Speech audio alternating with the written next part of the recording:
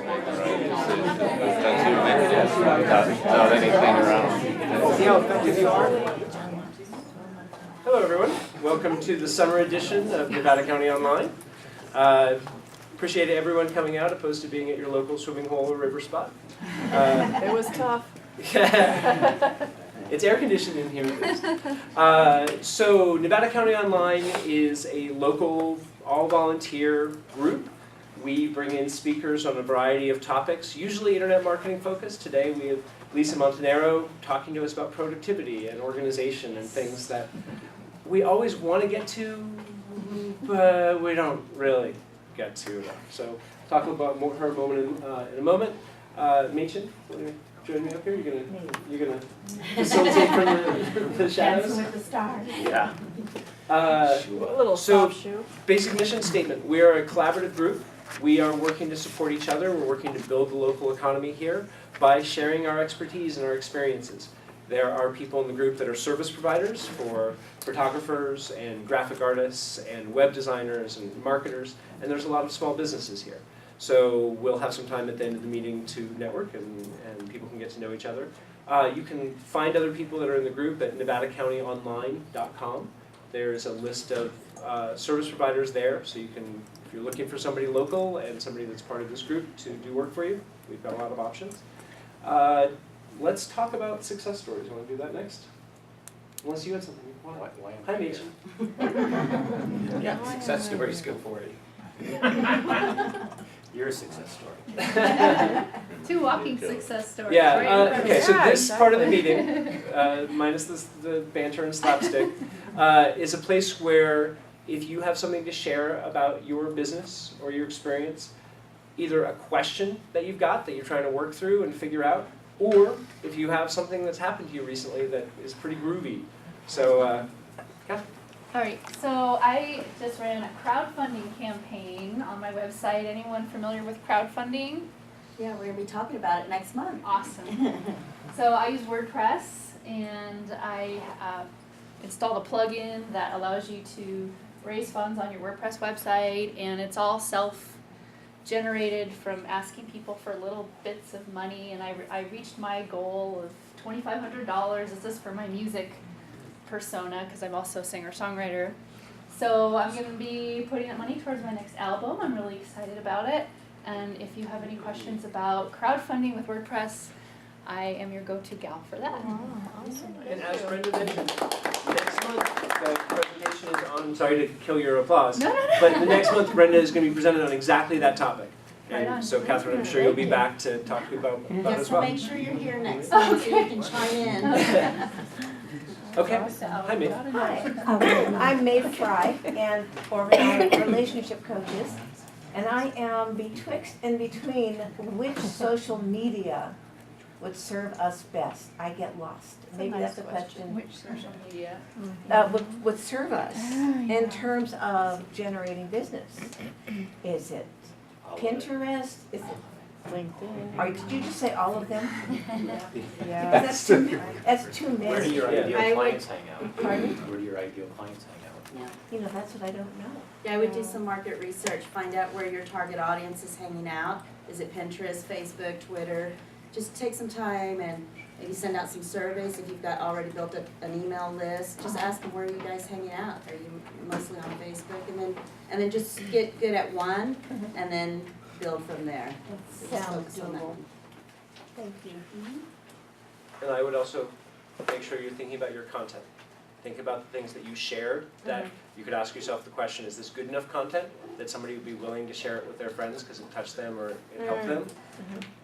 Plan that out, little bite-sized pieces are where social media is at.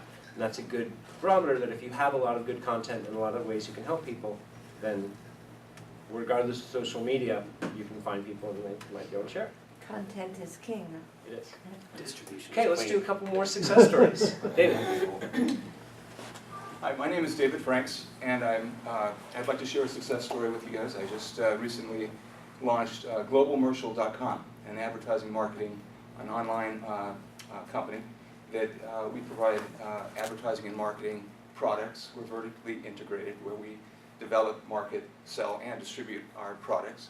And the SEO part of our marketing product services, we're going to hand off to Corian for a small finder's fee, of course. And We haven't talked about this at all. So it was great. yeah, that's the first thing that goes with age, right? So, and I'd also like to introduce my friend Patrick, who is all the way from Woodland. He's into web-based programming. The back end of the websites that we like to use, the functionality and all the things that are not information gathering. But glad to be here. Been here for over a year. Thank you very much. Thank you. Long time working. Okay, Me? let's, yeah. Quick finish one. up. This is actually a win for NCO. We now have our own prime time TV slot every Tuesday night on NCTV at 8:30 p.m. So every week NCO is on, and we've got enough video, and that they're rotating it out. And we're also shown on Sundays at noon, and I think Mondays at 10:30. So we're out there on TV land.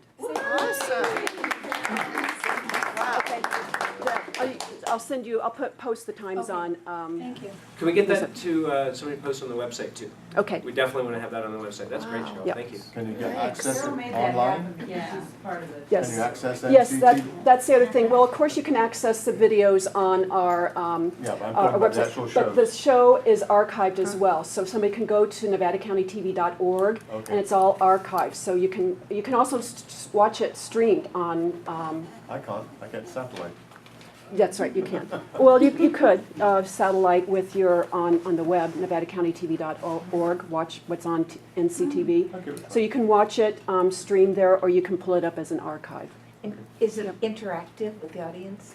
It's the actual video of this, Oh, so okay. it's just a show, a program of Repackaged this. video. Yeah, okay. Okay, let's do one more. Success story or question? We're gonna have one more. Come on. I'll do something real quick. I learned, my name's Andy Wright, I'm a remodeling contractor, and I learned about Pinterest from this group here, and I thought, well, that's kind of interesting, and I'm often dealing in projects where, well, what kind of faucet is it, what kind of sink, what's the countertop, what's the tile, what's the light fixture, and suddenly, bing, I thought, I'll use Pinterest. So now I'm creating a board for every client. I'm literally handing my phone to people in meetings going, there's your stuff, here's your good, pretty thing, here's your other pretty thing. Wonderful. And it's been really useful. Awesome. So Eliminates now my lead change carpenter orders. is on Pinterest and he has the same data there, so if he wants to get the specs for the sink, he just tap and he has it at his fingertips too. So it became a really quickly utilized Yeah. tool and I learned it right here. Great. That's awesome. Oh, that was very helpful. I'm gonna announce who's sponsoring this meetup. It's Greg Zeller with Co-Living Network, right? And towards the end of the presentation, Greg's gonna have a chance to talk to everybody about his organization and his offering. And I don't know if anybody caught it, but in Saturday's paper, there's a lead story on that. So I've got it here if anybody wants to read it. So we'll hear from Greg in a little bit.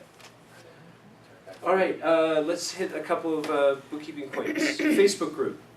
How many people here are not on our Facebook group? Okay. Tisk, tisk, tisk. Please go join on to that because that's how we can stay connected and keep the conversation going online. Okay, that's one. What's Two. it listed as? Just the acronym or? Just do a search on Facebook for Nevada County Online. Okay. Is there a group and a page? There is just a group. The page is not being used anymore, but we don't know how to get rid of it. Okay. So make sure when you go to Facebook, you sign up and join the group, not the Yes. page. Okay. And you'll see, by the way, the way you tell the group is that the information there is going to be Current. timely and current. And if you see one that's got something from 2008 All on the right. top, the best one. An update I wanted to give people about Dave Pollaby's presentation last month talking about contests. My company is now following, Batteries for Less is following through and doing Facebook contests. We went to Wildfire, which he said was his best choice for $50. Their opening cost now for doing a Facebook contest is $5,000. Oh, wow. You can do a string of contests starting at $2,500 a piece if you want to do a series. So Rafflecopter, I think, is the other one he mentioned that we're checking out, and Tab Site is one of the other ones he mentioned. But It's working. The reason that wildfire can go from $50 to $5,000 Yeah. is because people are making money from doing contests. So A lot of money. if you weren't here last month, please watch that video. It was really a good presentation, and I'm excited to be doing it for my company. Wow. Let's see. Let's see what else we need to cover. Business cards. Let me do that. We have cards for Nevada County Online. They're at the front. Please take a handful with you. I would encourage people to have them in their wallet, so if the conversation turns to, my website isn't working right, or I'd like to market better, that you can say, hey, we've got this free group that we do presentations and people can learn from each other. So let me introduce Lisa next, unless you have anything else. No. You're so quiet. The quiet. Yeah. So I'll tell you briefly the story of how I met Lisa. As many of you know, I'm the speaking coordinator for Nevada County Online, and there's a group in town, or in Sacramento, called the Sacramento Speakers Network. So I went through Meetup and just went through the profiles of all the people there and identified people that I thought might be good speakers. So I contacted Lisa, and it turned out that she had just moved from the East Coast to Davis about 2 weeks before I contacted her. And so she's a professional speaker who actually charges money for what she does and travels around the country. We just happened to have the good timing, or I happened to have the good timing of saying, hey, you don't know anybody on the West Coast, you should come speak for us, because we get a lot of people here and they're a good fit for you. So Lisa talks about business productivity and organization, the tools, techniques, and the ways you can think about your business to get things done and to prioritize the tasks that are most important to get done and have fun while you're doing it. I've had the pleasure of seeing Lisa speak about topics at Sacramento Speakers Network and share her expertise. So get ready. You're going to get all organized. Here's Lisa Montanaro.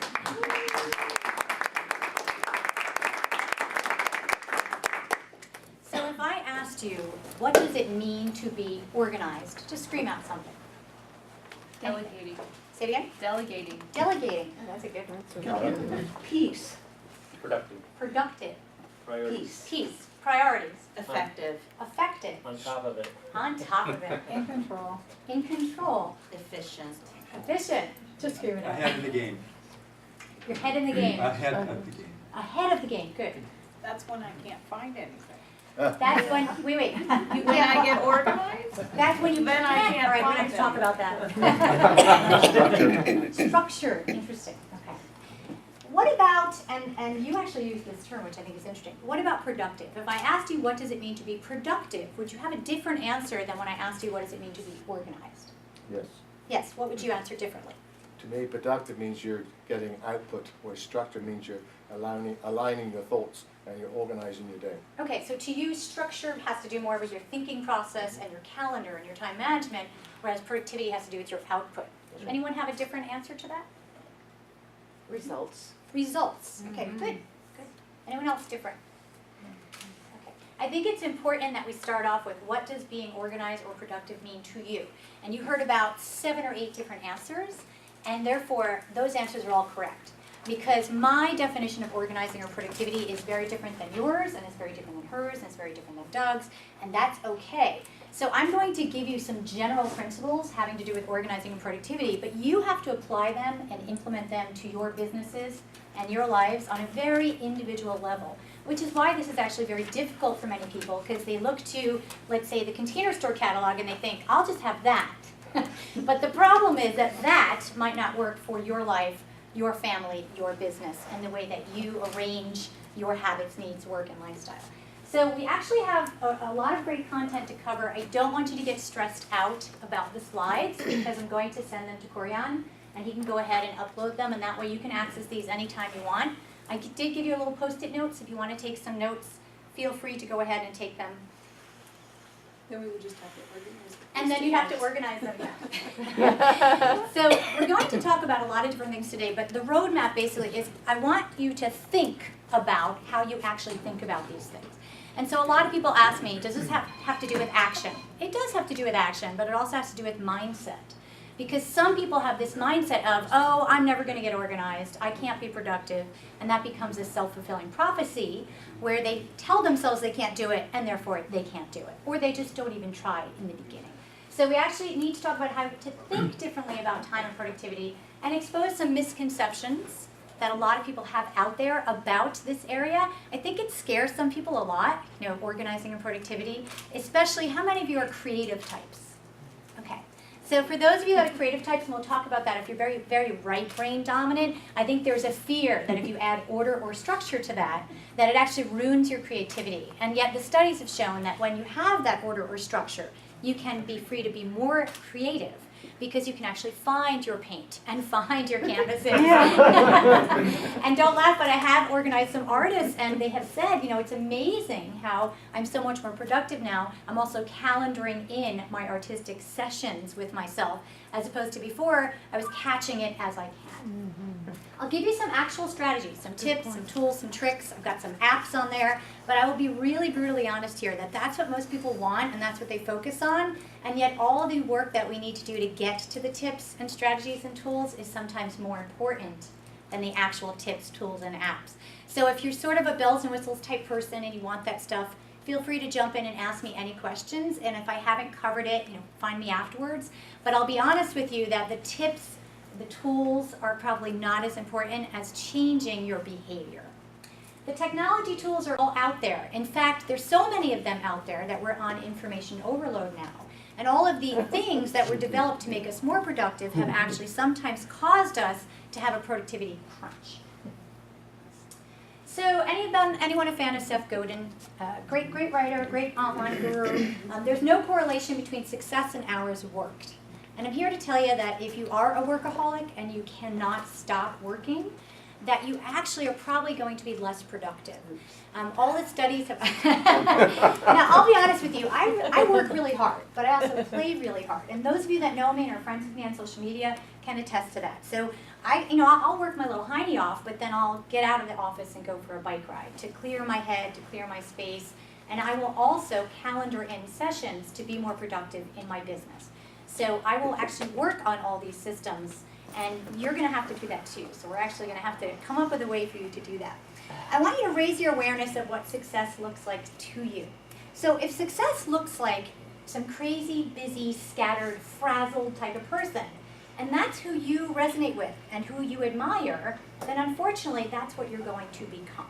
So try to find someone that's really successful, that has the type of life or business that you do, but that isn't that crazy busy. You don't want that crazy busy. We actually have developed a contest now in our society. It's who's busier. And you can see people actually trying to win that award. So you bump into someone, and you're like, hey, Orv, how you doing? Oh my God, I'm so busy. Oh God, me too. I'm so busy. It's like ridiculous. I have no life. Oh, are you kidding me? I never even sleep anymore. I mean, like, I'm lucky if I get 4 hours. 4 hours? I haven't slept since I'm in kindergarten. I never see my kids, and yet this is supposed to be something that we admire. So be really careful with the language that's coming out of your mouth. Do you want to win the crazy busy award? I know I don't. And in order to not win the crazy busy award, you have to actually change your mindset and your behavior. So Socrates said, beware the barrenness of a busy life. I want to help you not be busy, Would you but say be that productive. again? Beware the barrenness of a busy life. Socrates. So you want to be careful that you're not busy, but you're productive. And so even just changing your language, like when people say, oh my God, how are things going? Oh, I'm so busy. I try not to even use that word anymore because it's become sort of a negative term. I try to say things like, things are going well, I'm really productive in my business, and I'm making time for my personal life. Wow, wouldn't that be different for you to come out of your mouth and for people to hear? And even if it's not true yet, fake it till you make it. So what are your responsibilities? I ask you to be honest with yourself, to do some self-assessment work today with me, to dig a little deep here, which I know may not be what you thought you were doing when you got here. What do you want from your time and productivity? Do you want more time? And by the way, that is the #1 thing that people want. When I ask them, what's the pain? Why are you calling me? Why are you reaching out for help finally? I have no time. And here's my little thing on that. I'm going to walk over to you if you're with me. If you're on the phone, it's a little hard. I'm going to walk over, I'm going to feel and go, yep, Andy has pulse, that means he has time. And again, this is another way that you need to be careful. You go to a party and you're chatting with someone and you're like, how are things going? Oh, that's great, but I don't have any time. I have no time. You do have time. What you're telling me is you don't like what you're doing with your time. You don't like the way you're managing it. So again, it's very important to be careful with your language because that turns into your actions. So if you want to have a better relationship with time, then you need to start looking at it. What is your motivation? Be open to challenging yourself. Try out some of the strategies. And I will be honest with you that a lot of this is like going to a doctor. And the doctor says, here's your prescription. Your prescription is X, Y, and Z. You know, we have to have a better calendar system. We need to try some apps. We need to actually make you stop working, you know, whatever that is. And then you try it. And if that prescription works and you feel better, then it works. And it means it was the right system for you. If it doesn't work, you tweak and course correct and go back and try something else. What you don't do after 21 days, which is how long it takes to develop a habit, is say, you know what, I knew I couldn't do this, forget it. Because then you get into that failure mentality, that scarcity thinking, and you won't go forward and you won't go back. I'm here to tell you that there is a system for every one of you that you can maintain, and it will make you be more productive. We just have to find what it is. Okay, so what are the benefits of being more organized and productive? Number one is time. The average person loses 1 hour a day.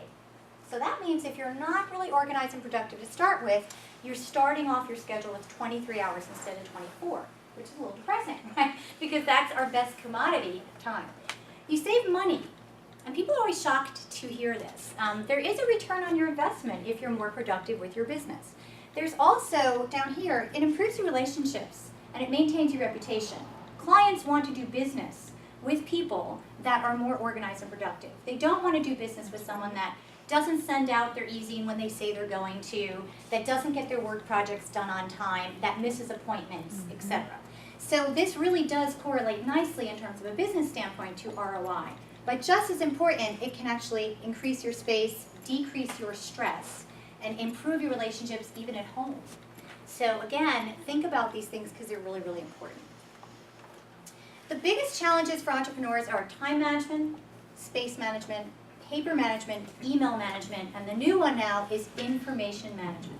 So years ago, productivity experts used to say that we organize time, space, paper, and possessions. We've added a fifth, which is information.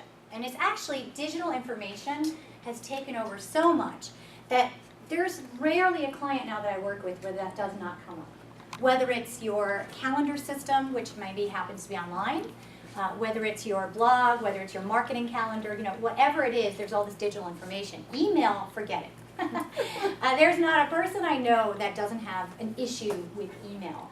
And there is an organizing community online, and people will post their challenges, and then we'll get advice from organizing experts. And one person said recently that she had 7,000 emails in her inbox. And that she was just, you know, working at it, and the next weekend she had 3,500, and we had to celebrate that because that's half. So for her, that's a big deal. But some people are using their email as an electronic filing cabinet, and everything just stays there forever, which causes a crunch. So these are your biggest problems. How many of you would say time management is a challenge for you? Raise your hand. Okay, good number of you. Space management, and I literally mean space, like your desk, your papers. Okay, not as many. And that's interesting because that used to physical clutter used to be the biggest organizing and productivity challenge, and it's actually lower now than what I'm going to call the non-physical. What about paper management? How many of you are still swimming in paper despite the paperless society? Not many of you, interesting. What about personally, paper? Personal bills, filing cabinets? Okay, so a little more of you personal. Email? How many of you email's a challenge? Okay. And then information management, all of your online information, blogs, social media, So you're not alone. So there are 3 things to look at when you're thinking of clutter. And one thing I want you to think of is when I talk about clutter, I don't just mean physical clutter. I also mean the clutter in your head. All the ideas swimming around. Oh, I want to do this blog post. Oh, I need to try that crowdfunding. Oh, maybe I'll do that other contest thing. That's also clutter. And that mental clutter can actually really, really get in the way and block you from moving forward unless you can figure out how to get it out of your head and either take action on it or release it or delegate it. Someone, I think that was you. Great word. So technicalities are what everyone thinks they have when it comes to clutter. They're like, well, you know, I don't have enough space, or I share my office with someone, or, you know, I haven't had a chance to go in and do my email, and they think it's a technicality. A lot of those are probably psychological issues, which we'll talk about in a few minutes. A real technicality would be you live in a 400 square foot studio in Manhattan. That's a technicality. Because, you know, that's also an external reality would be that you have a shared system. You share your systems with a business partner, and you have two totally different organizing and productivity styles. And that's actually a real reality, and so then you would have to set up what we call a shared multi-user system so that it could tap into both your styles and not just one of you. The psychological issues are the biggest ones. These are the statistics that I mentioned earlier. An individual loses an hour a day. An entrepreneur or professional loses 6 weeks a year. That's a long time. And Americans in general lose 9 million hours a day due to disorganization and lack of productivity. That's One of those days. Say it again. I want one of those. Yeah. And this latest statistic, the 9 million, comes from a USA Today survey, basically, that they did. And the top one, the individual one, comes from a survey that IKEA did. Anyone know IKEA? And you know, when IKEA first came out, they were revolutionary because they would take a small space with, let's say, 6 people living in it and organize it. And it's because they used what we call the airspace and kick space. So in Scandinavia and lots of other parts around the world, they go vertically for their storage. Whereas Americans, we basically want our storage in the accessibility zone, which is between your knees and your shoulders. And then we look and we go, I got no more space. I'm done. The bookshelf only has 2 shelves and it only goes this high. I'm done. And the Scandinavians would keep going up and actually hang things on the walls. And so IKEA spends a lot of time looking at this. You know, is this across the board? Probably not. You know, who knows how many people they actually survey.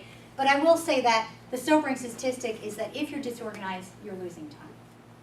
So what's the self-assessment? I want you to think right now, anyone scream out, what is your purpose or desire for wanting to get more organized or be more productive, personally or professionally? Just scream it out. Less stress. Less stress. That's a great one. More Comfort. action. That's a nice one. Comfort. More action. More action. Good for you. Results. Results. What type of results? Money. Getting products out, Okay. getting money in.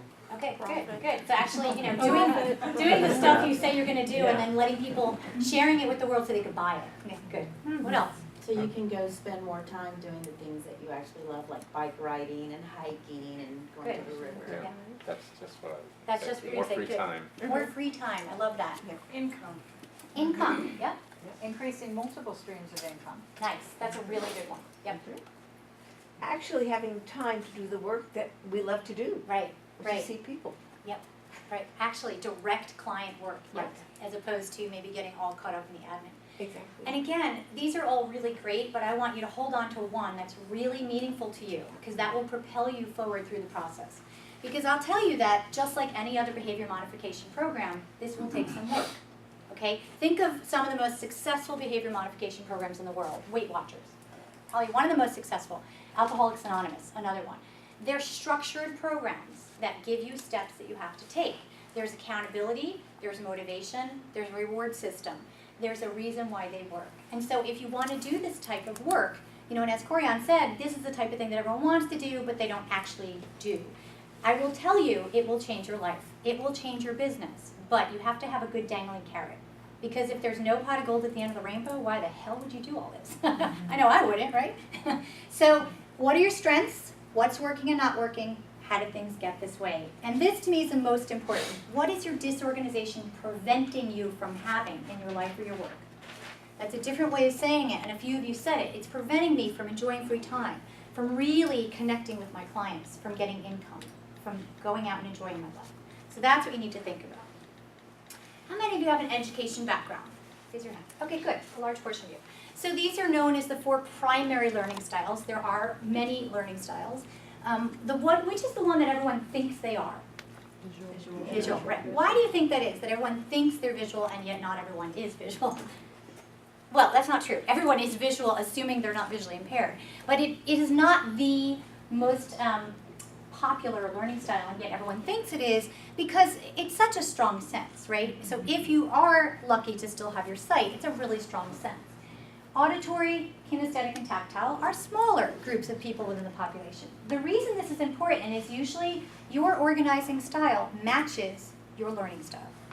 So I'll give you an example. If I have a client that's a strong visual learner, they usually want things out. We call them outies, and then we have the innies, and I'm not talking about belly buttons here. If an outie and an innie work together or live together, clash of the titans. So if your learning style, let's say, is visual, then you might want your filing system mounted next to your desk out in an old-fashioned like mail slot literature sorter system as opposed to in a drawer, because if you put it in a drawer, it's like the black hole and you'll never access it. Somebody mentioned earlier that being organized to them means they can't find things. Oftentimes it's because if you happen to be visual and you put things away, now you've got a problem. Or if the person you live with puts them away and you want them out, you have a problem. So ask yourself, what type of tolerance do you have for horizontal clutter? For clutter that fills up horizontal spaces. And if things are out and you can easily access them, will that actually keep you on track? And if so, build a system around that. And it's as simple as, do you want your keys and your cell phone and all that when you come home to be sitting in a dish, or do you want them hanging on a wall in your face? And it's the same thing with your business. Do you want something that opens up every day, that gives you a little action plan for your business? Do you want something that you access visually, or can it be auditory, kinesthetic, or tactile? How many of you think that you are a kinesthetic tactile learner? Raise your hand. Okay. Usually you know that because you learn by doing and touching. And so an example is if I'm getting ready to do something, let's say for my business, and my husband, who is a veterinarian but is like an amazing IT person, if he's like, let me show you how to do this quickly, I'm like, wait, scoot over, sit down in front of the computer, put my hand on the mouse and go, show me. That usually means you're a kinesthetic tactile learner. And for you, your organizing and productivity systems would be stepped out in like a flow chart. So your operations manual would look very much like a flow chart with steps in it for your business, because that's the way your brain works, because you need to go through the motions. Does that make sense? So this sounds like silly stuff, but it actually really, really works. Left brain dominant personality, out of the two left brain, right brain dominant personalities, which ones do you think have an easier time being organized? Left, right. Orderly, they tend to think in numerics as opposed to sort of associative thinking like right brain. That doesn't mean that right brain dominant people can't be organized. It means that you need to pay attention to how you set up your systems so that they resonate with you. And a system that really works for a right brain person might not work at all for a left brain. So in my years, this is my 12th year in business. Is that right? Maybe my 11th. Started in 2002, so it's my 11th year in business. And I've been doing this for a really long time. And when I started noticing a trend with my clients that the most organized people are quick and efficient decision makers, and the people that are indecisive are the most disorganized. So I started noticing that clutter of any form, mental clutter or physical clutter, equals delayed decisions. You show me a decision that you have not made for your business, and usually there's some clutter around that. So it's like, I think I might want to try this new product, but I'm not sure. I might want to go to this presentation next month, but I'm not sure. So all that becomes the physical and mental clutter that piles up in your life, piles up in your business. And when you start making the decisions, it really frees you. So this is my 6-step process. It's called DECIDE, and it is an acronym based on DECIDE, the word. And this is the process that I use with my clients to help them be more organized and productive. So I'm going to go through it with you quickly, and I'll tell you that it not only works for physical clutter, it works for mental clutter, and it actually also works for time management. So the first thing is discover what you have, what you want, and what you need in your home, in your office, in your work, and your life. The discovery phase is where you do that self-assessment. And I'm here to tell you that people don't do this. They often jump to, let's say, to I, and they implement a system. But they have no idea when they're implementing that system what it should look like, how it's going to work for them, what's failed in the past, what's worked in the past. And they don't even know what they have. So let's say Doug wanted to develop a new product, or the lovely woman to his right wanted to develop multiple streams of income. And let's say about a year ago, they developed a quick little document on that with some ideas from a presentation that they went to. But they don't even remember that they had that, they don't even look, and they might be reinventing the wheel. So it is a time to take inventory. If you're going to do this, you really want to pull things out, literally and figuratively. Pull them out of your computer, pull them out of your house, pull them out of your files, and say, what do I already have? What do I want? So let's say, I'm going to use you as an example. What's your name? Catherine. Let's say Catherine wants to develop multiple streams of income, right? But maybe it's not really what she wants to do. It's an idea that someone put into her head that she thinks she should do. But deep down, she actually really doesn't want to do that. And so because of this external pressure, she goes through all these motions and she keeps doing things towards that. If she did a little work in the discovery phase and she realized, wait a minute, I actually don't want this at all. What I really want is this other thing. Then she could free all that space in her life, figuratively, literally, on her computer, in her time, on her calendar, and not focus on the thing that she doesn't want. but just focus on the thing that she does want. So the discovery phase is important because it helps you align everything that you do after. The elimination phase, the second step, is eliminate what is unnecessary and does not further your goals. I want you to think broadly for eliminate. It could be repurposing, it could be scanning in hard copy paper and putting it into a digital format. It could be saving emails in a different form, like in a folder, for example, instead of sitting in your inbox. So eliminate, if it's at home, it could be recycling, shredding, whatever you can do with your eliminate. If we're talking about physical things, I want you to think of donate, donate, donate. So, yeah, because your clutter is other people's treasure. So pass it on, pay it forward, get it out of your life. The C is categorize what remains. So this is important, and this is one of those steps that people think, oh, how cute, it's like a kindergarten classroom. You put like with like. Yes, because kindergarten classrooms are one of the most organized spaces. So if you were setting up, for example, an operations manual for your business, you wouldn't just throw things in there like the kitchen sink. You'd set up categories. You'd have a marketing section. You'd have a section for your team and all the contact info. You'd have a section for your online world with all your domains and your social media profiles. It would be organized by category. And so that is a very important step in this process.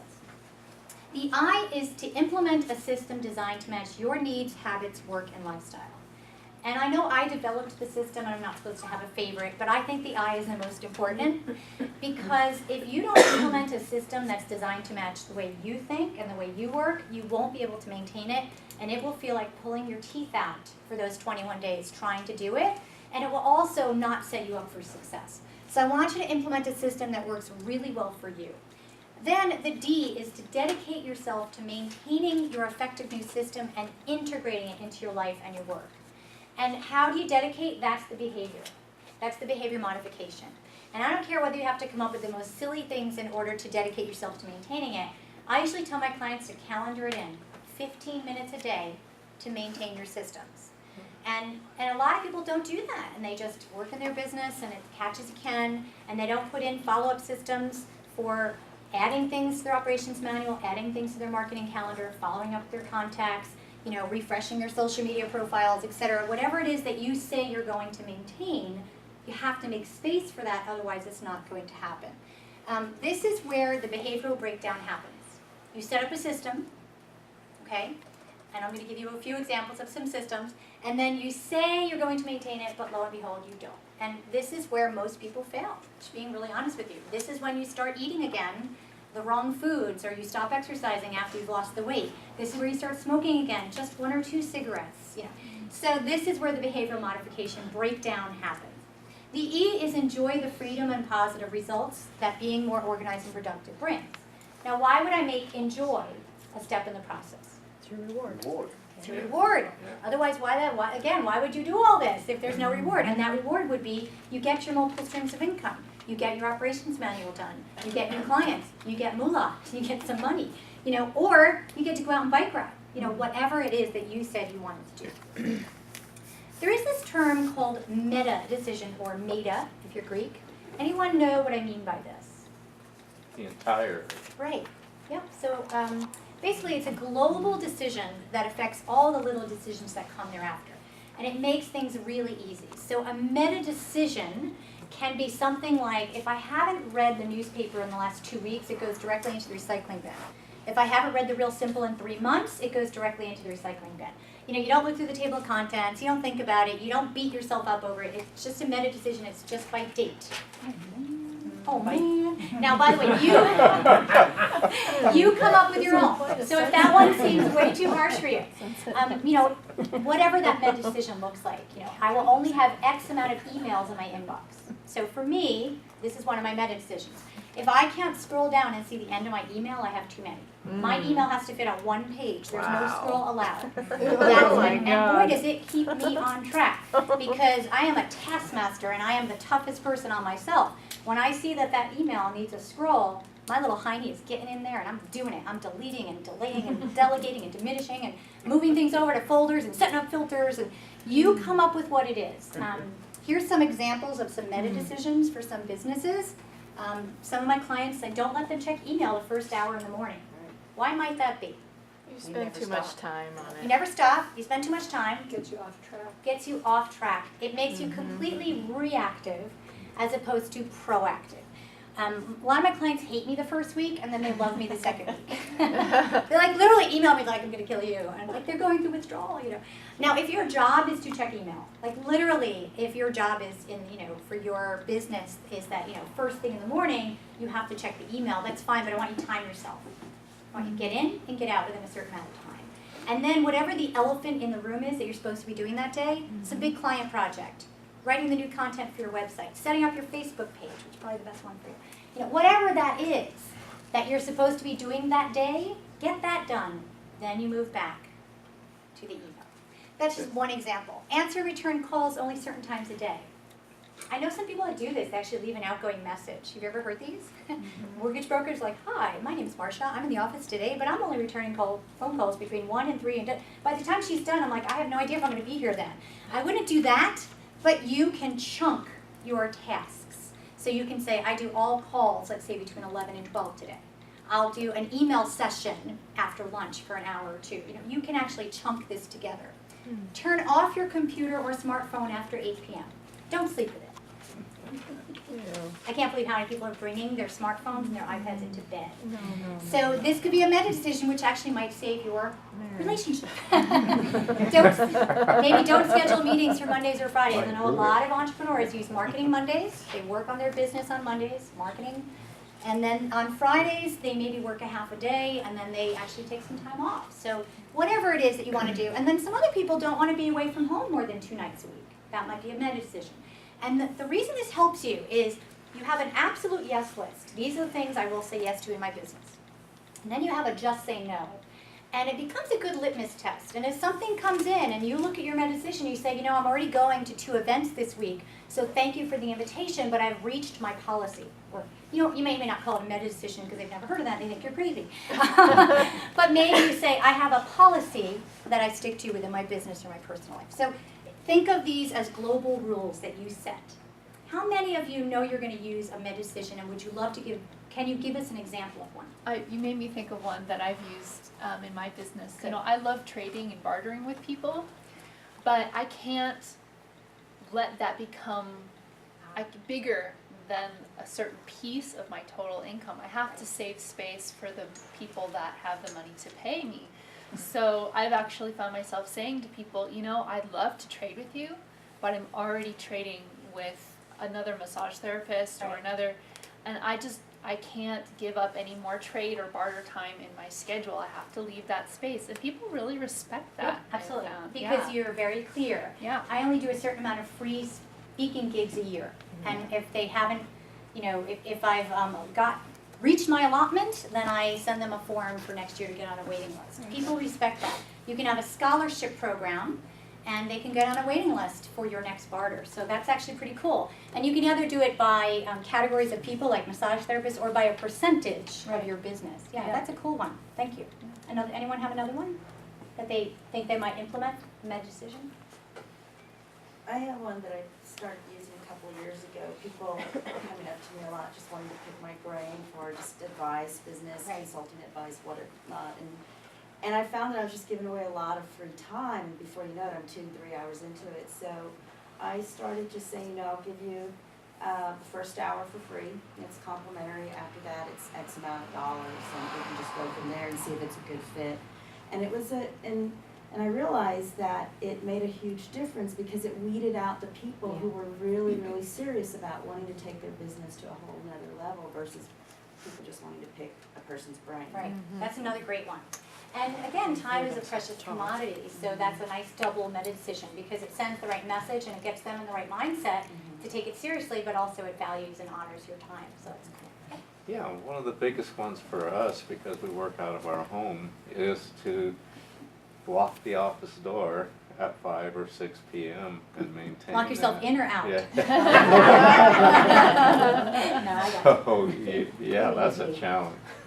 She's like, you were the workaholic, right? You were my workaholic. Okay. Well, that's actually great, and that's a nice meta decision. Again, if you can do that, studies have shown that if you think you have to leave work earlier, you will be more productive that day. So, you know, I was never more productive. I'm an attorney, and I jumped ship from my law career in 2002 after 9/11. My office was a view of the trade Trade Center, the World Trade Center.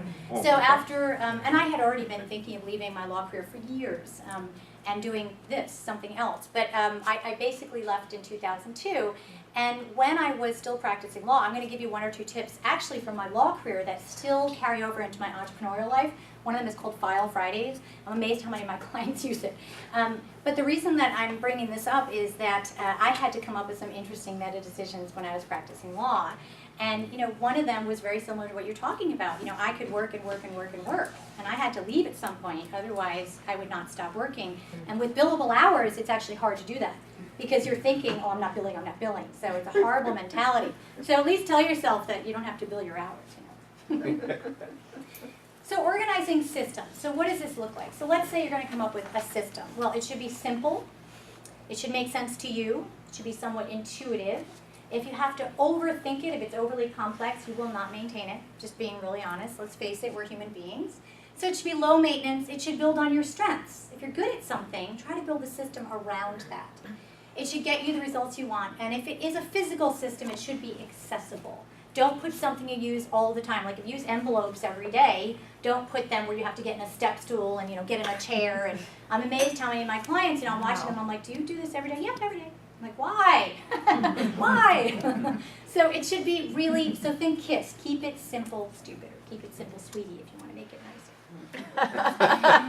So these are some of the systems that I use in my business and that I usually set up my clients with. I'll go over some of these with you in slides. But I want to hit them quickly because I think for every entrepreneur they're really, really important. A master project list as opposed to a daily to-do list. And I'm going to give you a slide on what I mean by the difference. An operations manual. How many of you have an operations manual for your business? Wow. Raise your hand higher. Good for you. Good for you. You should all have some type of operations manual. You should be able to have your manual be so tight that I could come in if you were sick for a few days and run your business for you. That is the best way to be able to delegate eventually to a virtual assistant, an online business manager. How many of you have a VA? Okay. How many of you have an online business manager? Okay, so you're doing it all yourself. So the reason why this is so important is before you can delegate, you have to delegate to the business. And I know that sounds really strange, but having a good operations manual and having checklists and templates means that when you're really busy, hate that word, when you're a little caught up in things, you don't have to reinvent the wheel over and over. So you find yourself writing the same type of email to a client more than once, make it a template. Don't reinvent the wheel over and over. You find yourself, before you go to a speaking engagement, figuring out in your head what to bring, write it down. That becomes your speaking engagement checklist. You should be able to automate and delegate to yourself and to the business so that when you're tired, when it's 5 o'clock, you're cranky, and you got to leave the office. You don't have to go, oh shoot, what do I have to do again to prepare for this? Oh, it's in my operations manual. So one of the best things you could do for yourself is start studying your business behaviors. And don't overthink it, just dump it down. I don't care if you dump it in a Word doc for now, or if you use Evernote or any other type of app, but get it down because your business in your brain is not great. It should actually be somewhere else besides just your brain, so that when you're tired, or if you need to delegate, or anything like that, or if you want to sell it someday, no one's going to buy a business that can't track the operations for. So this may be something you're thinking, oh, that's above and beyond. I don't need to worry about that now. It will make your life easier even while you just run your business yourself. Marketing and launch calendar. So when will you launch your major products and services? What does your marketing calendar look like? Is there space in there between launches so that you don't over-promote, let's say? Do you have some time in there to take a vacation, maybe? So what does your calendar look like? And this is something that I use personally, and this is carried over from my life in corporate America, an annual business retreat. I'm amazed how many business owners, entrepreneurs, do not take an annual retreat. And I'm like, okay, so when do you study how you did for the whole past year, look at trends, figure out what's working, figure out what's not working, update your operations manual, and then forecast for the next year what you want, and plan for it, and refill in your marketing calendar. And that takes about 3 days. And I actually stop working for 3 days and do that. How many of you take any type of business retreat? Good, good. I would highly recommend this. And you're like, well, I'm not a CEO. I'm not like Apple or something. Treat yourself like you are, because your business is just as important. And if you can do some type of business retreat and do this, And I have clients, they go away. They like literally book themselves at a B&B or a hotel, it could be the next town, but they get the hell out of that house. Because you can't do this at home if you're the type that gets distracted easily. So be careful if you think you're gonna be like, oh, I'll be fine. You know, and then the dog comes in, wants to go out, and then your kids, and then you have to switch laundry, and the next thing you know, you have no business retreat. So. I just want to add one Sure. thing to that. I think what's really important about business retreats is it allows you to be more strategic in your business and more intentional versus being reactive to it. And a good time to do it is usually November, December timeframe. Absolutely, and that's a great way to say it. It does allow you to be the strategic thinker in your own business. So I'm sure many of you have studied Michael Gerber's book, The E-Myth Revisited, where he goes over the 3 hats of an entrepreneur. And we all, most of us, tend to become an entrepreneur for the technician, which is the technical skills. Oh, I love floral design, therefore I'll become a floral designer. Oh, I love being organized and being productive, and I'm good at it, so I'll become a productivity consultant, et cetera, et cetera. You know, I'm really good with construction, so I'll do that. And so we tend to really focus on the technical side of a business. And then there's the manager, which always has to look at the operations. What's the money? How am I doing? Is the business financially sound? Is it making money? And they're the admin person. They're putting in the QuickBooks and all that. Usually that's us if you're a solopreneur. And then the entrepreneur, which is a third hat, is the visionary. They're the strategic thinker, and they're doing exactly what Brenda said. They're looking forward. They're going out and getting new business. And they're saying, what does this business look like? How can it be healthy for years to come? And how do I actually be proactive about that? So I think that's a really, really good point. I'm actually going to skip this slide because not many of you have a paper issue. But if you do, this is a great, easy way. RAFs, recycle, act, file, toss, shred. Those are your choices with paper. You have to make a decision, otherwise it stays in a pile. Paper does not like to be in a pile. It wants to have a decision made about it. So be nice to your paper. File Fridays is a term that I started using when I was an attorney. So the great thing on Friday at 5 is the court's closed down. Okay, so no judges can call, and most lawyers would go to happy hour. I would actually turn off the phone, turn off my computer, put on Aretha Franklin, and take the inbox paper and take the inbox in my email, and I would file, which means I would make a decision about everything, whatever that decision needed to be made, to move that thing to its proper location. So sort of like, what you want from me? And the next thing I know, I started noticing that all these lawyers in my area were doing this, and I'd walk in, I'm like, what are you guys doing? It's like, we're File Fridays, and it became a joke, but everyone would do it, and we'd come in on Monday, and you'd have a clear desk, and you'd have a clear inbox, and boy, is that a nice way to start the week. So I bring this up a lot when I do my organizing productivity, and a lot of people are using it now and posting online in some of the organizing communities. I'm doing File Fridays for email. So File Fridays, I want you to think broadly. What does that look like for you? Is that looking at your calendar for the week? Is it looking at your business development? Is it your marketing calendar? But that just could be a cute little way to remind you that you've got to calendar something in, otherwise you're never going to get it done. When you're talking, I keep thinking it must take so much discipline to file. I hate filing, and I can just avoid it. And Well, so there is one how do product you can do try. it? It's called Pile Smart, and it's actually by, I believe, by Smead. So you can leave them in a pile, and they have these really cool thick plastic dividers with a tab, and you can just write the category so that you could actually take the paper, and instead of going over to a drawer and filing it, you can literally just put it like between the dividers, and it can stay in the inbox. What is the name of it? Pile Smart. So it's pretty cool, and for my outies who don't like to file, it works really well. So it's something to keep in mind, because it can stay in a pile, but it's an organized pile. So you can actually find it. The master to-do list is the brain dump.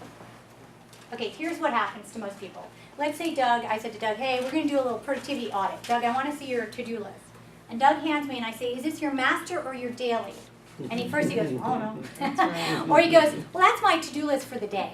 And I look at it, and it's like a treatise. It's 5 pages long. No one can do that in one day. I don't care how great you think, how productive you think you are. Your daily to-do list should have about 3 to 5 things on it. That's it. That's all you can really reasonably accomplish in one day. If you can accomplish more, add it. That's great. But you get the satisfaction of being able to cross it off literally, or if it's on your computer, at least you can look at it. A master to-do list is where I want you to dump your brain. And that could be quite large, and it can be categorized. And the reason I want you to dump your brain is if you're holding all this in your head, that mental clutter is actually stopping you from acting. it's hard to take action when you don't know what to do, what to focus on. And so one of the best things, and by the way, you also sleep better. And I'm not teasing, I've had clients that have had severe insomnia, and we start having them do a brain dump before they go to bed, and now they sleep. So you can get off the Ambien and actually sleep better. So this master list includes all the things you plan to get to and want to accomplish, and then you can organize it if you want by category. So take a look at the themes and the trends of what come out of your brain. Now, for those of you that are really right brain dominant, you can do this in a mind map. Have you ever heard of that? That actually would drive me crazy. A mind map, like basically, it almost looks like bubbles, and they come out, and you just write them wherever. It's all doodling all over a page. That would drive me nuts. But if it works for you, then they have some cool mind mapping software, and you can try it. Can you just map these Post-its bladder? Yeah, you know, there's a cool product.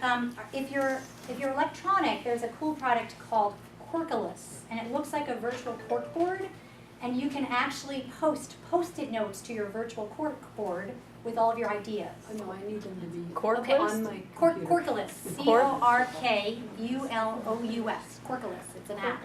Now, there's another product that's physical, and is that what you're talking about? Like you want physical? Yeah, and it's pretty cool, and you hang it up, and then you post-it notes to it, and then you can move them around by category. And if you email me, I can send you the product. It's pretty cool. And there's a video. Can you spell that for Yeah, us? I think it's C-O-R-K, like cork, and then U-L-O-U-S, Corkulus. If you have an Apple product, a Mac, you can go on the Apple Store and put in Corkulus, and it'll pop up. Yeah. Thank you. It's pretty cool.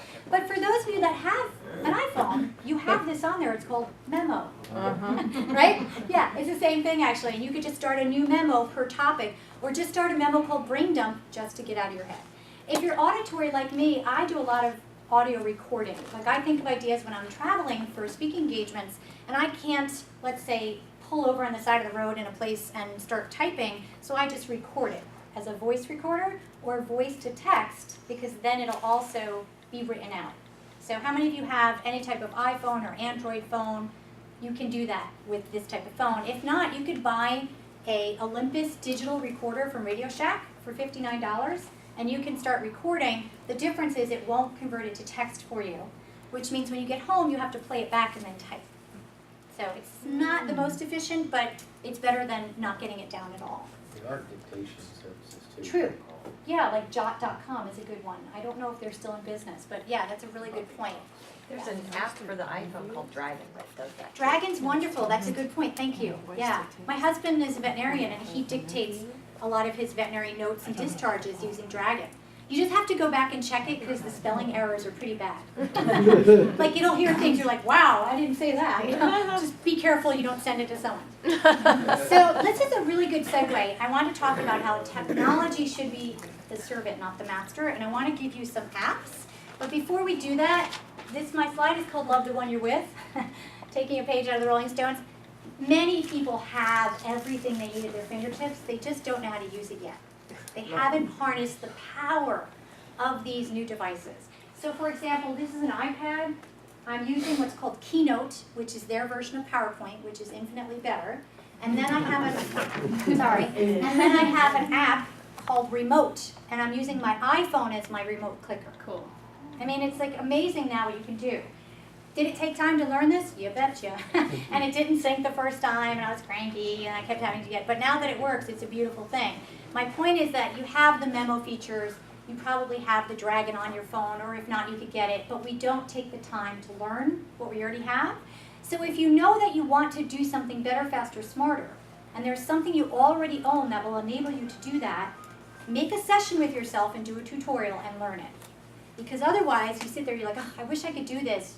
You can, but you have to take the time to learn it. So devices, iPads or tablets, laptops, smartphones, programs and applications, cloud-based calendar. So that way you never have to worry. I mean, I still see people with physical calendars. And here's the thing, I'm very tactile and I like pen to paper and I like to write.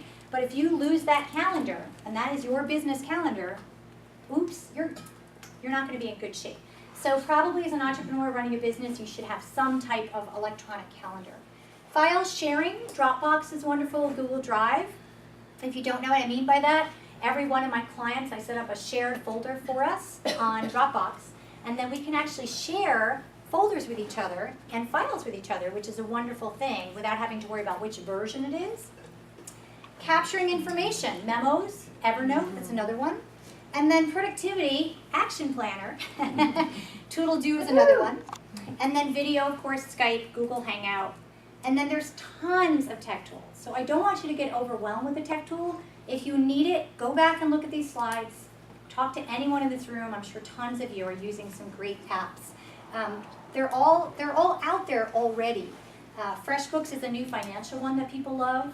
It's taking the place of QuickBooks in a lot of places. What's it called? FreshBooks. Yeah, a lot of people really, really like it. So that's another cool one. And here's the voice to text, Dragon, Jot, Siri dictation. Siri. I happen to like Siri. A lot of people don't like it. Project management. My team is using Asana.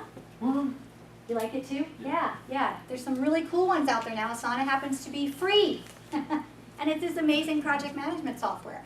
So, look at all of these when you have time. Scheduling, if you're the type of person business that schedules with clients, you might want to put up a scheduling calendar for your clients. And surveying, I know that you guys are talking about maybe surveying, SurveyMonkey, Google Forms.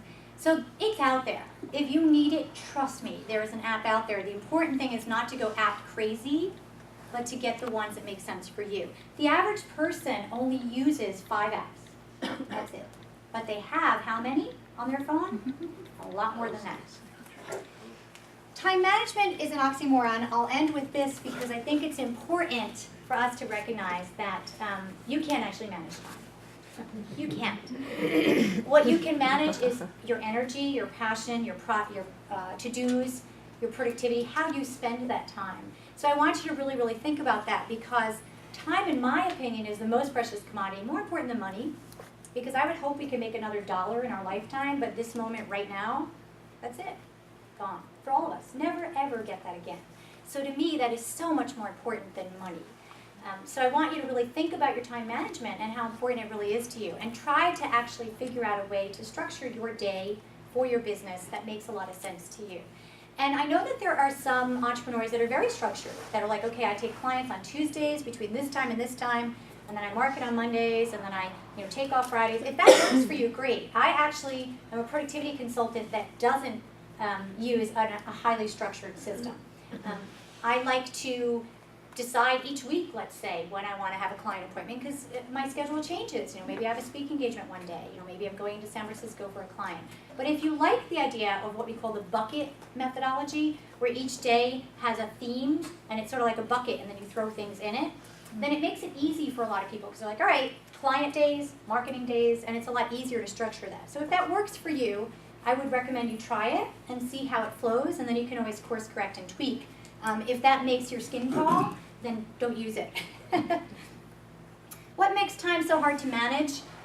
Obviously a ton of different things, but interruptions is a huge one. The average person is interrupted 73 times a day. I actually think that sounds low. If you consider an interruption to be every email that comes through or every Facebook notification, then it's probably hundreds and hundreds or thousands a day. But real interruptions, they say, are about 73 times a day. And so I tell my clients to come up with a way to come up with some do not disturb time for your business. The way I look at interruptions is opportunity, because sometimes it opens doors to business. Yeah, I mean, that's a good point. If the interruption is the client you've been prospecting with, and the prospect you've been trying to nail, and now they call you up, you're like, yeah, this is a great time, then you decide to take the interruption. So what we use is the offer-counter-offer approach. Every interruption is an offer, and you decide if you would like to accept the offer or counter-offer. So it would be as easy as saying, oh my God, I've been really looking forward to speaking to you. Unfortunately, right now I'm leaving for another client meeting, but do you have time tomorrow between 11 and 2? That's your counter-offer. So just look at every interruption as an offer, which you're allowed to accept or not. But what happens to a lot of people, again, is they become reactive, and they're just like, oh, I have to take this, I have to do this. You don't have to, but if that is what you've been waiting for, then that would be a better interruption, in my opinion, than, let's say, something else. So some people also grade their interruptions. A interruptions are, clients, sick children, something that you really need to tend to. And then there's B interruptions, and then there's C interruptions. Just don't tell the people what their grade is. It's like telling someone they were on the B wedding list. The container principle makes time management easy. I'll tell you what I mean. I want you to picture a box with 24 slots. That's your day. Those are the 24 slots, which equate to the 24 hours. Every time the box is pretty full and something new needs to come in, you only have 4 choices. And here they are. I lied. Here they are. Delete. So your choice is the box is full and something new is coming in. Picture this visually. You can either delete something already in the box or you can delete the thing coming in. So let's just say the new thing coming in is, name something. Chocolate. It's chocolate, I'm going to eat it. A phone call. Let's say someone. That's delete. No, that's eat. If the new thing coming in is, I'd like to do a phone call with you, Lisa, at 4 o'clock. And you look at your calendar's full. You have a choice here. Are you going to delete something in the calendar? So let's say at 4 o'clock you're going to do X. Now, oftentimes it could be yoga class. And the reason I'm bringing this up is we don't honor the appointments with ourselves as much as we honor appointments with other people. Ever. So usually the first thing to go would be the non-appointment with someone else, the appointment with you. Oh, I was going to just do something then. Or I was going to do my business development. I was going to work my multiple streams. I was going to start that operations manual. No, whatever it is, it's an appointment with yourself. Usually that's the first thing to go. But you could say to the person, counter offer, actually I can't speak at 4, but how about Wednesday? And they go, okay. And now you've got the appointment a different day. So that would be an example of delay. Delete is you just don't do something, period. Delay is you do something a different day, usually later in the week. Delegate is you don't do it at all, someone else does. Oh, great, I'll have my online business manager set that up for you. Or whatever it is that you delegate. And then diminish is you do it, but for a shorter time. I can speak at 4, but only for 40 minutes because I need to make it to yoga class. Now, by the way, I'm being honest. Would you say that to a client? I would, and I'll tell you why. Because I have to practice what I preach. My whole brand is purpose, passion, productivity. It's being productive so you can live a purposeful, passionate life and make money and be profitable. I'm not afraid to tell people I have an appointment at 4 o'clock to go to yoga class or go on a bike ride. And that's why you can't get that slot. And they respect and honor that and want to work with me even more, or they're not my ideal client. There you go. Right. Right? Right. And I have to be brutally honest about this. Before 2008, I didn't have that type of transparency. Because I came from a law background, I really kept things very separate from the client, my personal life. And in 2008, I just started doing social media and becoming a lot more transparent and blogging and talking about how I lived my own life and noticing that that resonated with people. So now I am fully transparent about everyone. So the nice thing about that is you never have to worry about lying. You're never like, wait, what did I tell you I did that day? You know, because think about it, it's everywhere. You know, so you have to ask yourself, you know, if that doesn't match your business, then maybe you don't tell them that you're going to yoga class. You just say, I'm sorry, I'm booked at 4, but how about at 5? Easy. This is exactly what I was just talking about. We don't honor appointments with ourselves. And that could be for our personal life or our professional life. So I'm going to run out of time here, and I don't want you to stress out because I'm going to send this to Corian. But what I want to do is come up with your action plan. So and by the way, all I skipped, just so you got it here, is email. That's it. And you only have a few responses with email. You can either give them immediate or delayed response. You can file it for future retrieval, usually in a folder. Some people actually file it elsewhere, like on their server, for example. You can schedule a meeting, task, or activity if that's the only thing you need to do with that email. You can capture their contact info. I'm amazed how many people say, well, these 48 emails, I just need to capture their contact info. So set up a session to do that. Literally calendar that in. Delegate an activity or delete the email. And there's this fear, like, well, what if I delete it and I needed it? Usually you can get it back. And if not, you can email a person and be like, can you tell me what you sent me last week? It's not the end of the world. So action plan. So which techniques or mindset shifts do you plan to implement? And you want to try them on, as I said, as if you're using a prescription. Okay, your virus is, maybe for you, your virus is time management. Maybe your virus is workaholism. You know, whatever it is, figure out what prescription you're going to try on. And then I want you to say which one you're going to implement first.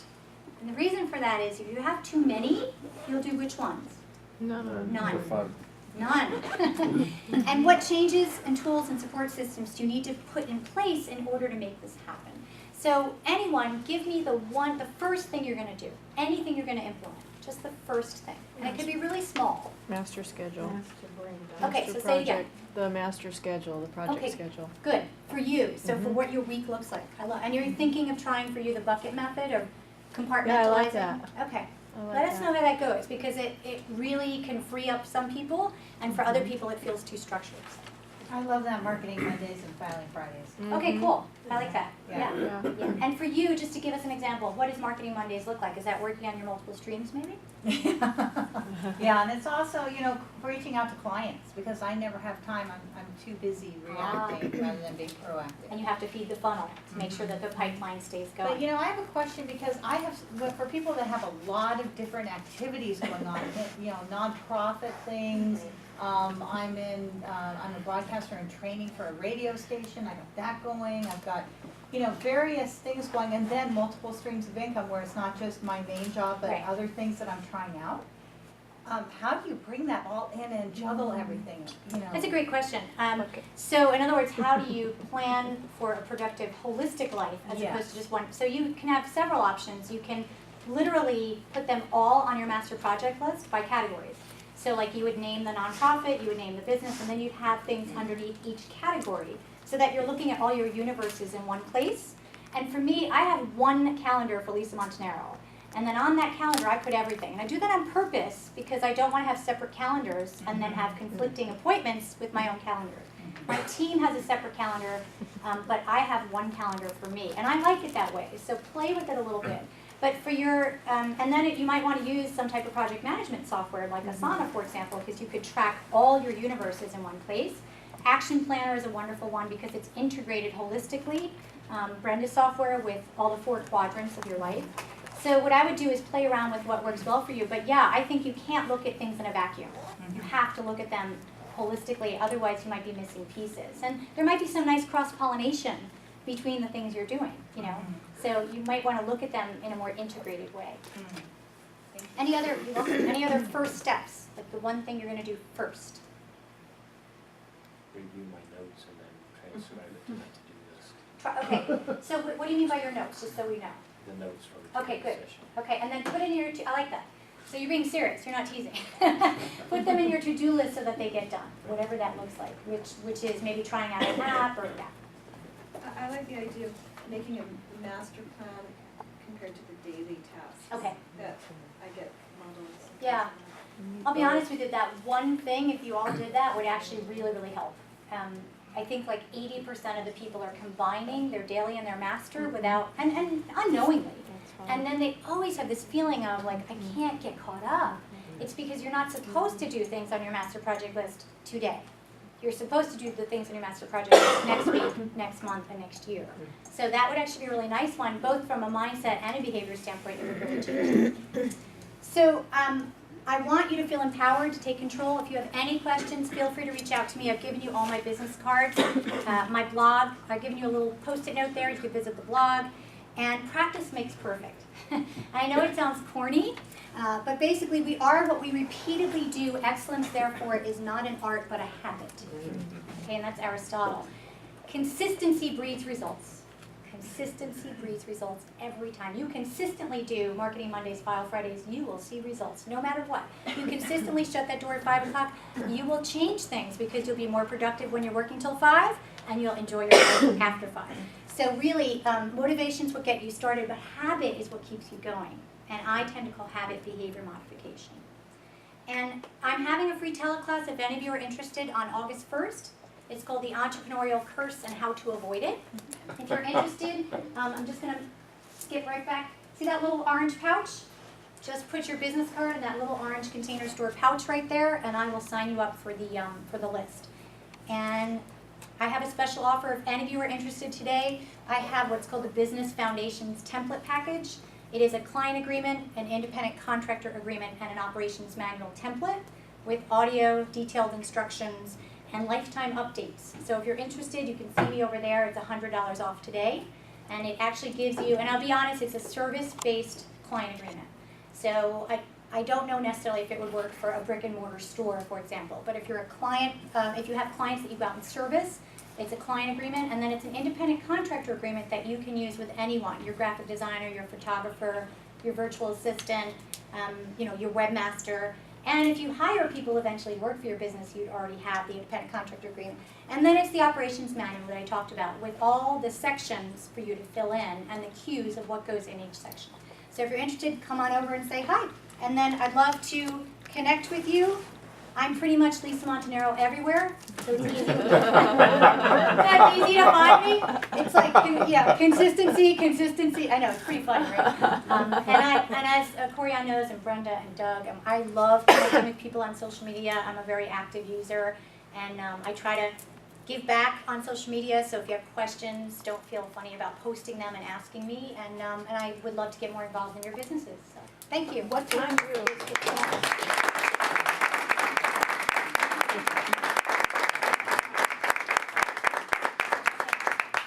The class is at 4 p.m. on August 1st, Pacific, and if you can't make it, as long as you register, you will get the recording the very next day.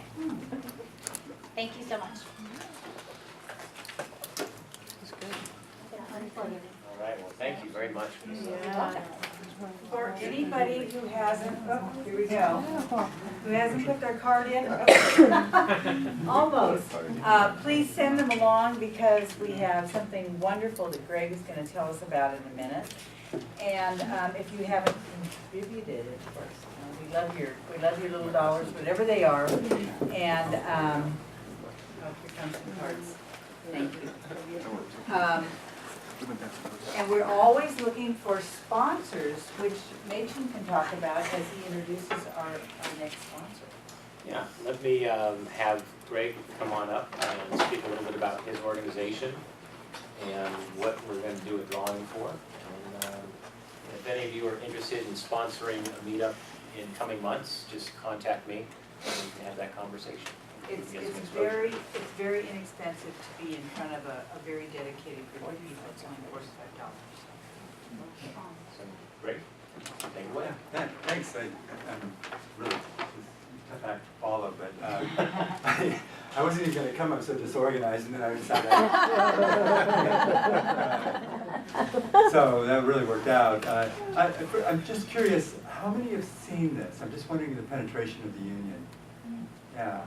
I mean, 'cause that's really interesting to me because it's like, how do you reach people today? But this is a project that I started that this article's about and what I thought I'd come and talk to you about. But I'll tell you first about the cards.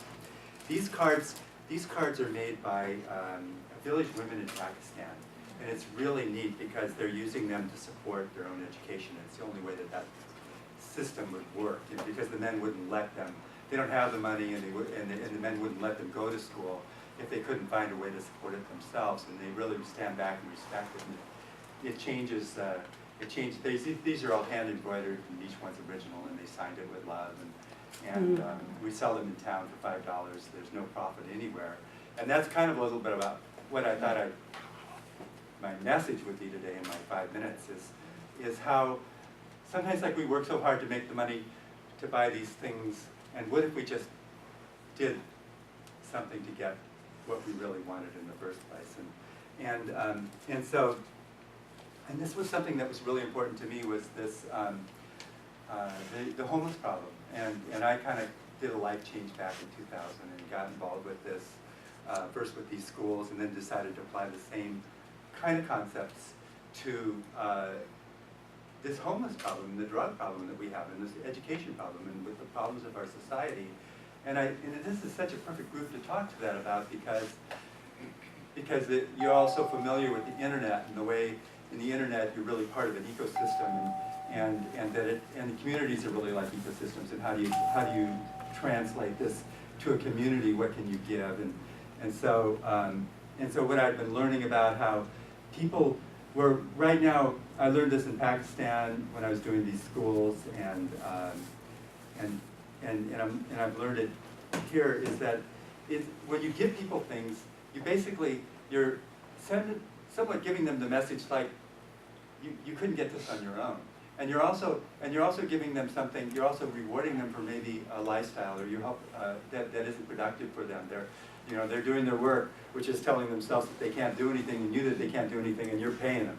And so I'm trying to think of like a way that we could really reach out and help these folks, you know, because it's like, there by the grace of God, we all could have gone, you know, been homeless, or had something go wrong. I was watching a PBS last night, Frontline, on that, and just how easy, how vulnerable people are, and how now they fall into this syndrome where they're living in, having to sleep in churches, or getting driven around from campgrounds, and being given the food, and everybody, no one really wants to look at them because we don't want to be like that, and maybe you've got a model in your own head, you don't really understand how they got that way, or there's something they did wrong, and so I started this this house. Now I'm really going to cut it short on the long story of it, but where we lowered the bar. It was the same thing we did with the schools. We made it so that the schools were so inexpensive, like for $5 you could go to school for a year.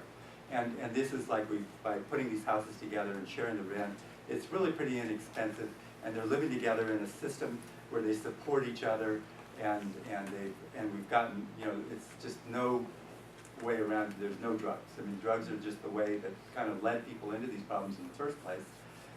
They mask your problems instead of helping you to solve them, so they stay there and get bigger because you can't look at them because you're taking drugs. So we've got this one house going for women, and I was working with this. I have about a 20% success rate, by the way. You know, it's not like I just do these things, but you know, first it collapsed spectacularly, and I thought, well, this is really starting to work. So I thought it through again and started over, and it was a lot of money lost, and so I got together with Barbara Franklin. She's really a good on-the-ground person, and so we've got this house going. You know, we have like 6 women, each one has a room, and then we just said, well, this is working so well. I rented another house, and so we've got 10 more beds there, and I thought, well, this is time to get the publicity. So I had this article coming out, and it's part of this much larger concept that I won't get too far into, but there's another article coming out, I think tomorrow, on transitional camps, where you can, we've got to get people out of camping out and out of where they're going to cause fire, and get them started on a learning process, you know, and it really draws them in to have a safe place to stay. So, long and the short of it is, we need help with this. I've got a few of these brochures that I've been working on. You know, I'm just kind of working on this because it's really important. It is possible to help people. You know, you get them in to a place where they can stay safely. That's the big problem, is when you're running around camping out, living in churches, and then give them the support of a community, and get the drugs out of it, and help them find a job, and put these different factors together, and people start to come back. You know, it's like a hospital for the soul. So, and I think it really applies well to this group, because you can see that we're all part of this ecosystem, as we've seen on the internet, and that when you give to something like this, give your time and your effort, it's a way, it comes back to you. It comes back in the community. You can see that, you know, that now we have a community that's more prosperous, and we're not wasting the $50,000 a year you waste on a person that's homeless. You know, government does. So there's my little spiel. I've got some of these, you know, so there's a lot of ways people could help. We sure need intelligent people to help us. Yes? That's what I was just saying. Is there like a top 3 things that somebody in this room might be able to, I mean, just to give us some Well, you know, back where we started, like with this, how do you reach people, you know, and that's what this group's all about, is the different ways to reach people, I think. And, you know, I have the union article, but I'm noticing no one's really seeing it, you know, so helping with publicity. And Greg, before we take too many more questions, I want to get to the raffle, because it is now 12:30. And we're very timely. Respectful of people's time. Yeah, so here's the... Oh, she puts hers right on top. Okay, so these are really, if you know, has anybody seen these out in the community? You're kidding. You guys need to get out and shop more. Honestly. They're at Yobobo. They're at, well, tell them where they are in town. Well, there's about 12 different locations, and if that's one place you could help. This will help us find more locations to sell these cards. They're really beautiful, and they're wonderful to have. Just go buy them. Okay, so Greg, reach in, take whatever you like. Okay, Bonita. Yeah.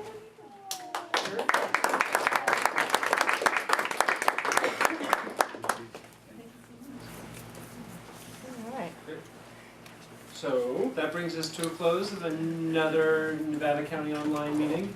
We don't have to be out of here right away, so if you don't have any place to go, feel free to hang out and network and talk. And Well, we look can at all talk the to cool Lisa. material. Yep, we talk to Lisa. Yeah. Lisa And has also, products for sale and Let's various. That'd be connect, great. yeah, I'd love to spread your word, so if you can connect with me on social media, that would be probably the best way to do it. Okay, so the way to connect with this on social media is we have a Facebook site, right? So you can put on that, put it on your own Facebook. Hey, you guys, do you know? Yeah. And if you have a link, Oh, yeah, I'd be happy to. we can link to it because Facebook is amazing. So just use it on your website if you like to. We'll put it on NCO. So thank you very much, Bree. Yeah, thanks. Thank you.